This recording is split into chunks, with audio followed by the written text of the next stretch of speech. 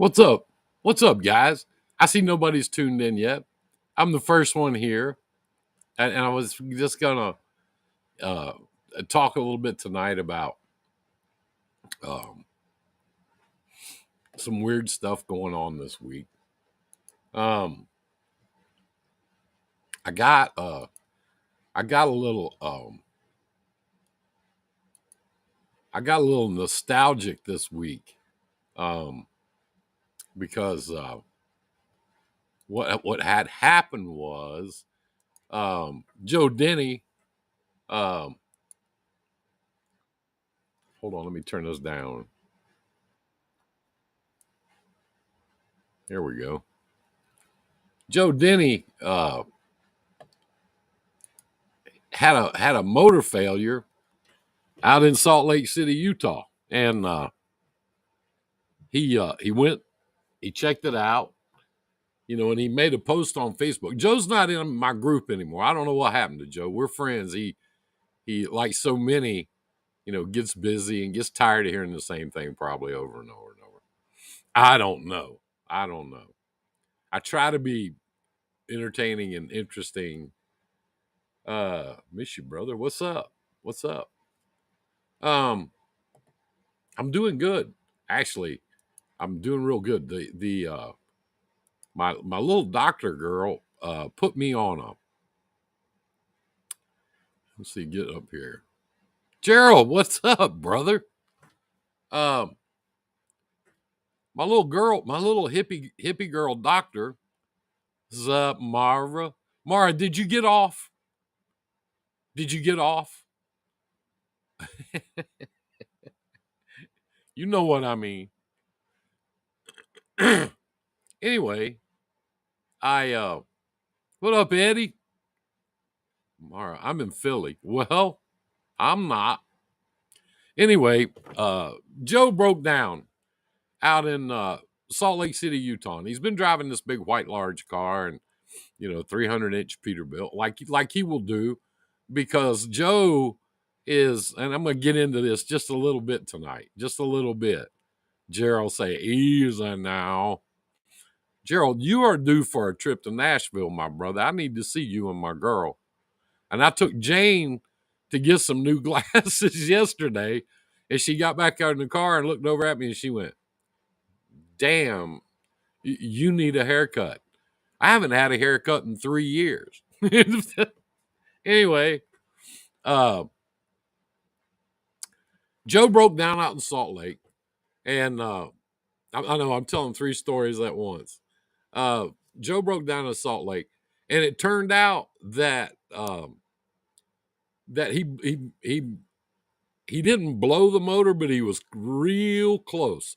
And if he hadn't have shut it down when he did, he'd have popped that can real bad, real high dollar motor. And but Joe's a legend, man. He's an old school guy. He knew it, he could feel it, he could tell it. He checked it before it did the damage. And so he called in and they sent an RGN out there to pick him up, bring his truck back. And that just hit me uh, with a wave of nostalgia, for my youth. Because back in the days, I'm gonna get in this, so y'all just hang around. Back in the days, the early days when I first started, there were legends roaming the earth. I mean, there were men out there and women too, not as many, but there were. Uh, there were men out there that were truck drivers, and okay, we've been through this. I'll do it real quick, real quick. We will be going your way this weekend. You need to stop and see me. I need to see you guys. I miss you. I love you, and you know that. And I need to see you. And while I'm here, hold on. Since I've already changed subjects 35 times, I always keep some Trucker G Spice right behind me when I'm talking. He's got some new one. He's got a new one now, and he's got this. This is my mango habanero Trucker G seasoning. I use this on my. I use this on my shrimp. but Jane won't eat shrimp, but I do. And when I cook it, I always cook it in that because I saw Gerald doing it at home one night. He and Marianne got home and they were hunting something to eat and they were digging around. They didn't have time. Still our legends, you're living proof. I'm like an ancient temple crumbling and falling to the ground in front of your very eyes. But anyway, Gerald got home one night. They didn't have anything to eat. They didn't stop at the store. They got home late, and he was trying to put something together to eat. And he looked in the freezer, and they had some shrimp, and they had some other things. I think there was some rice involved. And he just started, digging around looking for something to eat. And when he got done, he had this big rice plate with shrimp on it, and he cooked the shrimp. He just dumped a whole bottle of that habanero sauce into the shrimp when he was frying them and getting them ready. You got to be careful with shrimp. A lot of people overcook them. Can't do that. They're not good when you overcook them. But anyway, and he made this dish, and when he got done with it, I went and told Jane, I said, I got to learn how to make this. I said, Gerald just made it out of leftover stuff in his kitchen, and I love that. Anyway, since he did that, it's been a while. I think a couple months ago he did that. I've had that dish 3 or 4 times since then.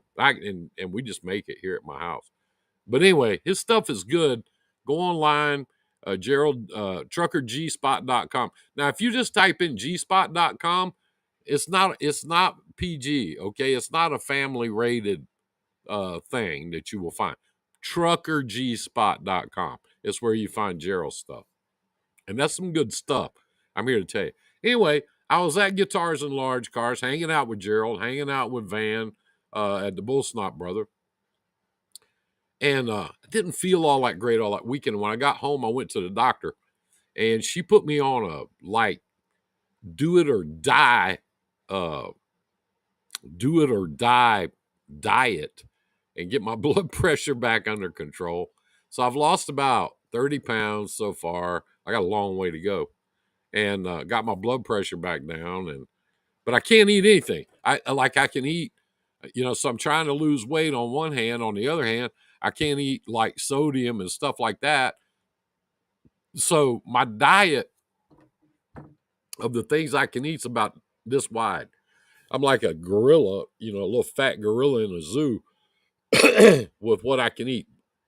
Fruits and veggies, and I eat a lot of raw stuff now. And that's not what I'm used to. I'm used to biscuits and gravy in the morning, some eggs and bacon. I am a bacon believer. I believe that any dish that you can possibly make, I believe in my heart of hearts that it can be improved with bacon. I am not permitted to eat it at this point. If I get back down to my ideal weight, which I'm trying to do, it's going to take a while. If I get back down to my ideal weight, then maybe I'll try a little bacon and stuff again. But for now, I'm just off all the good stuff. I mean, all the stuff I grew up eating, all the stuff I love to eat, I can't eat any of it. So anyway, I'm eating a lot of weird stuff right now. And a little hippie girl doctor, I love her, and she said, Frank, what is the weight that you were most comfortable at in your life?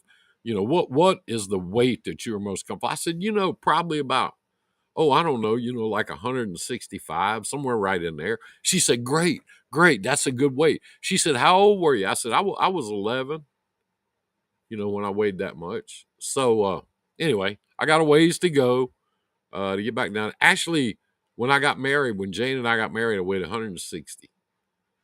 So anyway, I'm on the diet. I got my blood pressure down. Now when you're supposed to relax and enjoy life, they take away bacon. You know something, Eddie? My mother-in-law had a saying, and it's the truth. I'm going to share it with you now. You can pass it around. Use it as you wish, just like any other thing I blurt out on here. She used to say, getting old ain't for sissies. And damn, she was right. So anyway, trying to get back down on my weight. I've been working at the shop quite a bit. Well, I say working. I've been going there quite a bit and trying to help a little bit. we got some stuff going on up there. We're swapping some motors and stuff. I got one truck for sale. If anybody needs a truck, I've got a 2016 Cascadia. Next, they'll take away the Harley. No, we're not going to do that. No, hell no. I'm going to ride that Harley as long as I can continue to hold it up. I give you my word. I love to ride the Harley. Actually, me and Gerald have been threatening to go out riding for a couple of years, and we just never seem to get around to it. But anyway, that's kind of where I'm at, my personal life. So Joe Denny broke down. He popped the motor. He didn't pop it, but he was just about to. And they loaded his truck up on an RGN and brought it back to Missouri, where he's from. And when I saw that picture of that truck on Facebook, my memories just, flooded over me like a wave, And I remember back in the day, there was a guy that used to run up and down the road. His name was Eddie Gant. He was out of South Carolina, and his handle, his CB code name, this is back when people used CBs. His CB code name was the Southern Shaker. There was all kind of your cornfed, Frank. So look at this audience. What audience? There's nobody here. Nobody follows me anymore. That's okay. I'll just get on here and talk to myself. I had a bunch of people last week, and tomorrow I'm doing a podcast with the guys from E-Carrier Check. So they'll have a crew on there, I'm sure. That's okay. Anyway, I got a truck for sale, 2016 Cascadia, DD15 10-speed manual. So you do have to know how to shift the gears to drive it. But the first person that comes to me with $20,000 can have it. It's got a little less than 700,000 miles on it. It's in really, it's a nice looking truck. I mean, it's clean as a whistle, just white. It's just a white Cascadia. It needs some tires. If you want me to, then I'll just put the tires on there for cost. But if somebody needs a good running, good working truck, everything works on it. I don't know a lot about it. I took it in on trade. I took 2 trucks in on trade, and on a Peterbilt we had, and so I don't know. I don't know a lot about it. And I hate that, because what I like to do, when I sell a truck, is tell everybody all about it. That's I love to do that, and tell them everything I can possibly know about the truck. In this case, it's not a lot. I've driven it around, around the hilly area, around the shop and all that. I mean, it runs and drives good. It's smooth. But anyway, if you need a good truck, 20 grand. 20 grand. That's cash. That's not, we ain't financing nothing, all that. 20 grand is cash, green American dollars. But if you look at what those trucks are selling for, it's about half of what they're selling for. Anyway, Joe broke down. They loaded his truck on there. They brought it back. Southern Shaker was a legend. It still is, if you're an old timer like me.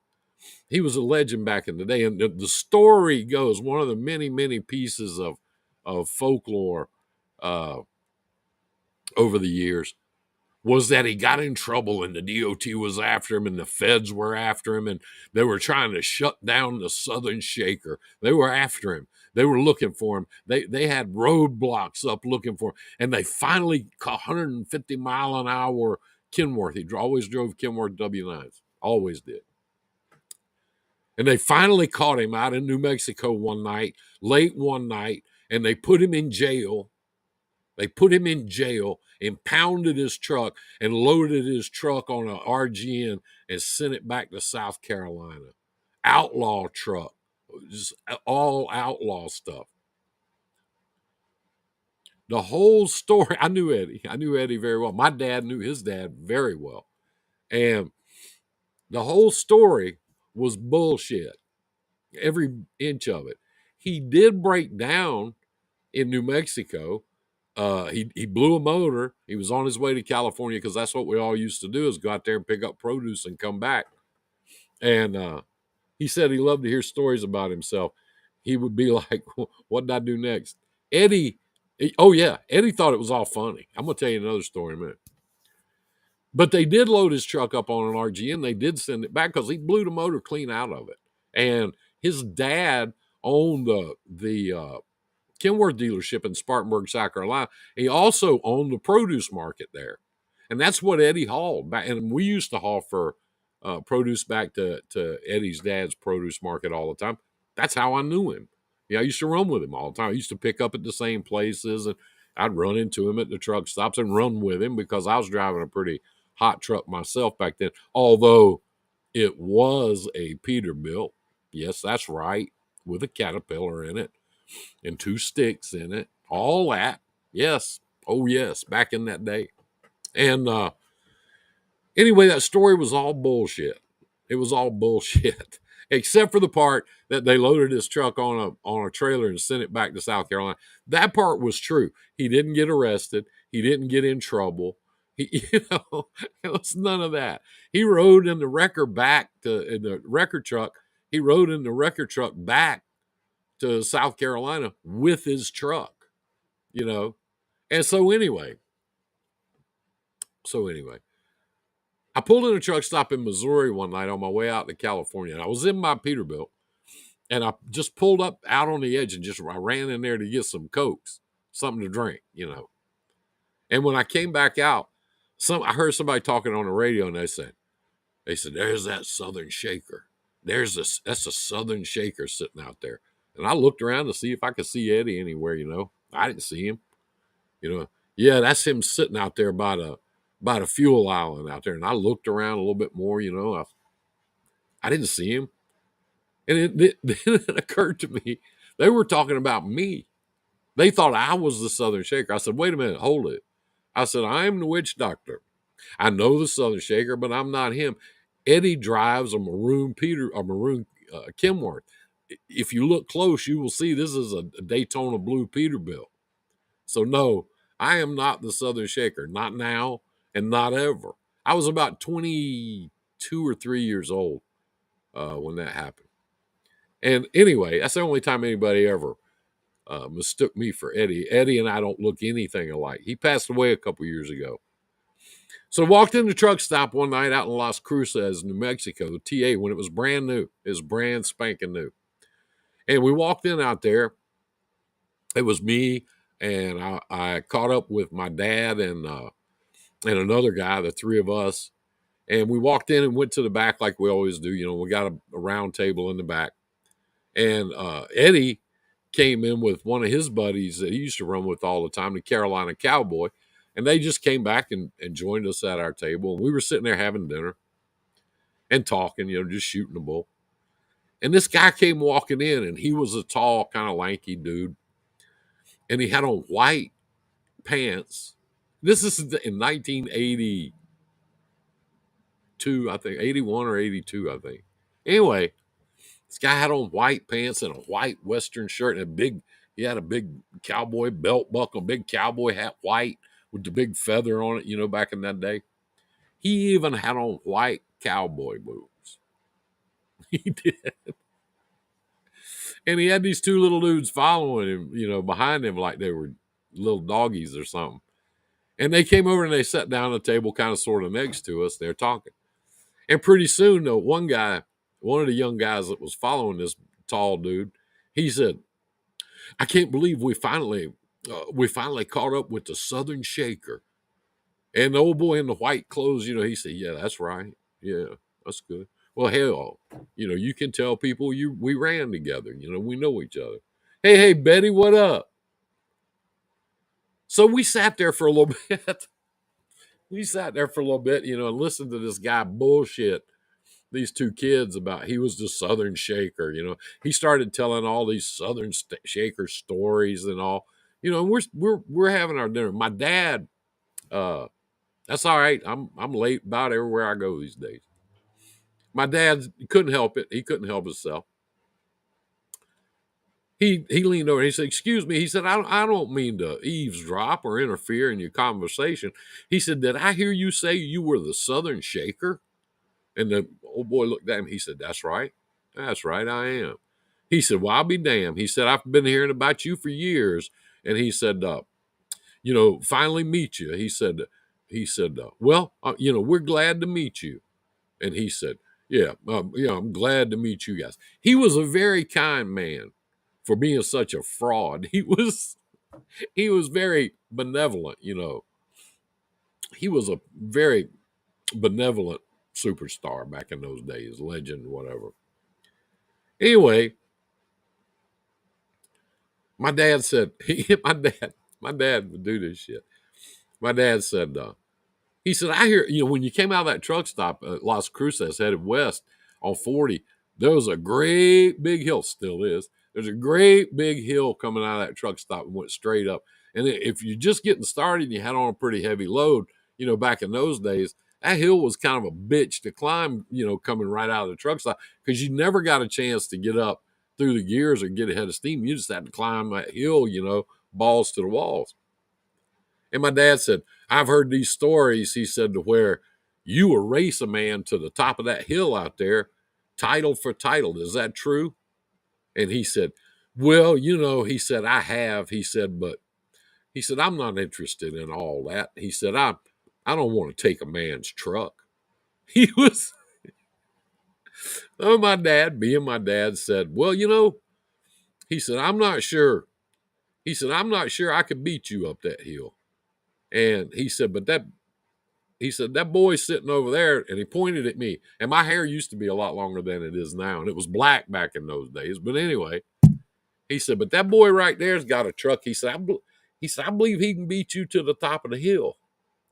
Shaker said, now look, he said, let's not get into all that, the fake Shaker, Let's not get into all that. He said, I done told you, he said, I'm not interested in taking no man's truck. He said, I'm not going to, let's just have a nice dinner and a nice, go about our way. My dad said, no, you know what? He said, been hearing about you for years, finally met you. He said, I'm not going to let this opportunity pass us by. He said, let's do this thing. Let's do it. And he looked at me and he said, you up for it? And I said, I guess so. It's just a truck, And he said, well, okay. Well, we were finished by then, we started to get up and go.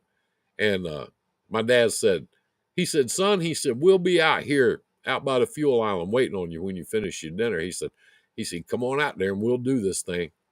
Guy said, no, he said, I'm not interested in taking no man's truck. And my dad walked over and he said, you know what? Joking and funning and kidding around is all fine and good and dandy. He said, but enough's enough. He said, I need to introduce you to my friend. He said, this is Eddie Gant. The guy didn't even know Eddie's real name. He said, oh, hey, how you doing? And he said, Eddie's the Southern Shaker. And the guy said, oh, oh, oh. And the two kids with him were kind of like, no, he's not. This guy's the Southern Shaker. And I said, look, I said, dude, I said, if you're going to pretend to be somebody, it's better, if you don't run into them. It's better if you try to stay away from the guy you're pretending to be. I said, this is Eddie Gant. He's the Southern Shaker. And I said, all folklore aside, I said, Eddie, I said, when's the last time you raced anybody up a hill for title? And Eddie just laughed and he said, well, he said, I never have done that. He said, but hell, he said, if you're going to race this guy, he said, I'll go to the top of the hill and wait for you and give you an honest answer on who outpulled who. And the guy just turned around. He just turned around and left. That was Eddie. And I would run into Eddie, off and on over the years and see him here and see him there. And we'd always speak and talk for a couple of minutes. And he was just a very, very nice guy. He was a serious truck driver. I will say this one more time. I've said this before. You see a lot of stuff on social media. Well, the trucker is the real deal. A truck driver, he's just the steering wheel holder. Yeah, see, that's bullshit. They've got it wrong. Back in the day, if somebody called you a trucker, that brought up a mental picture of this dude you see on cartoons, with the big shoes, the clown looking dude with the clown nose. Go keep on trucking. He's a trucker. That's what everybody thought about. And if you were the real deal, if you were a for real truck driver and somebody called you, yeah, you're a trucker, you go, oh shit, this guy's too lazy to even say what I am. We were truck drivers. I still am. And if you want to call me a steering wheel holder, good luck with that. But I will tell you this. We took good care of each other back in those days. If you saw somebody down on the side of the road, you stopped and helped them. We weren't afraid. We weren't scared. You saw somebody down, you stopped and helped them. You hollered at them on the CB radio. And if you couldn't get them on the radio, you'd holler both ways. You'd say, hey, there's a truck down over there on the eastbound side about 2 miles ahead of you. We hollered on the radio and couldn't get him. And the next thing you would hear would be, all right, I'll be there in a minute. I'll just go ahead and pull up behind him and see if he needs some help. That was the normal thing. That was the common thing. It wasn't, well, I'm sure he's got a wrecker coming. There was none of that. You checked on people. You took good care of people. I miss that. People talk about the good old days and old school and all this. To me, that's what old school is. There's a lot of stuff a lot of old school stuff I don't miss. I enjoy having an air conditioner in my truck these days and a comfortable seat and power steering. I was around when power steering first came out in big trucks, and most of the people, my dad included, swore that they would never drive a truck with power steering. My God, how are you going to hold that thing in the road if you blow a steer tire? There ain't no way in hell. That's stupid as hell. You don't put power steering on a truck. That's just dumb as hell. I like power steering these days. I like big wide seat. I like for my air conditioner to work. And I like a good stereo because I like to hear music. And I like an air ride seat. Didn't have an air ride seat back in that day. Everybody says, how come these Peterbilt operators are always sitting on the floor? That's where we sat. That's where the seat was most of the time. The first truck I drove to California and back for a year and a half had a bench seat in it. A bench seat. It didn't have a driver's seat and a passenger seat. It had a damn little narrow-ass bench seat. And that's where you sat. That's why I limp. That's why my back is a total wreck these days. It's because I drove those trucks back in those days. And we liked them. And here's the other thing, and I'm not going to hang around too long tonight. I don't have anybody on here, and that's okay. I put a weird title up for the week. Here's the other thing. We need to learn to talk to people we don't agree with. I touched on this a little bit last week when I was doing my political rant. We need to learn to talk to people. Just because we disagree with somebody about something doesn't mean we have to hate them.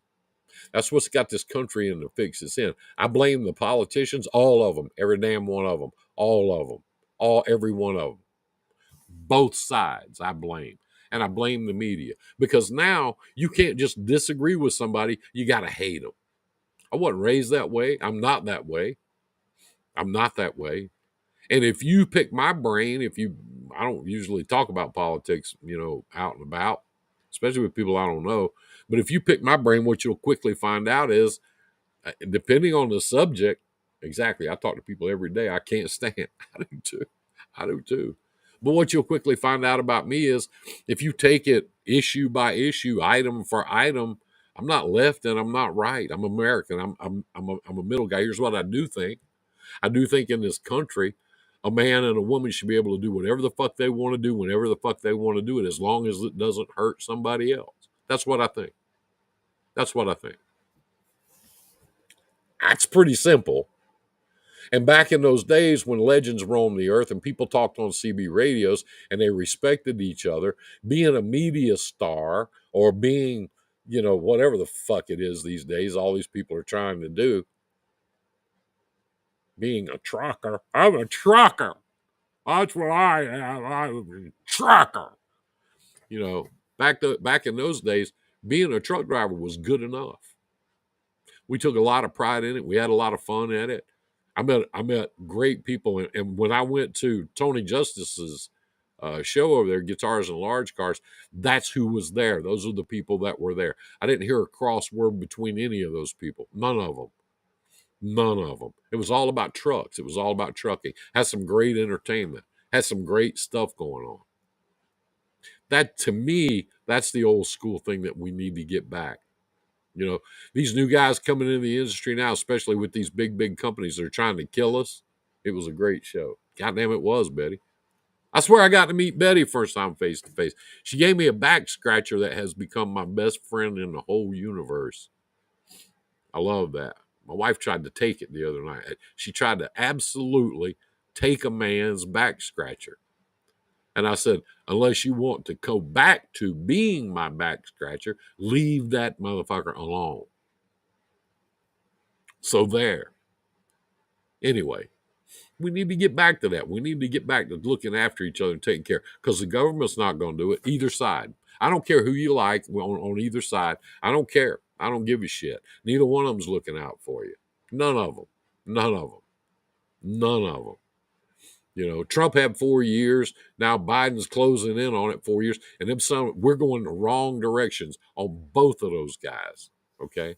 And the ones before that. We've been going in the wrong direction for a long time. All these ridiculous rules and regulations and, you know, all this other shit that this kid they got running the damn truck and running transportation can try to think up so he can have a job to go to every morning is all bullshit. It's being pushed by the big companies because they can't find anybody. You know, so I'm not going to get off on that tonight. I'm not going to waste everybody's time doing that. We only got a couple people in here. So I'm going to cut it short and just say this. I'm not the Southern Checker. I'm not Eddie Gant. I'm not even Joe Denny. I'm just me. And you are too. And I'm just here to tell you, that's good enough. If I can help somebody, if I can do anything to help somebody, call me up.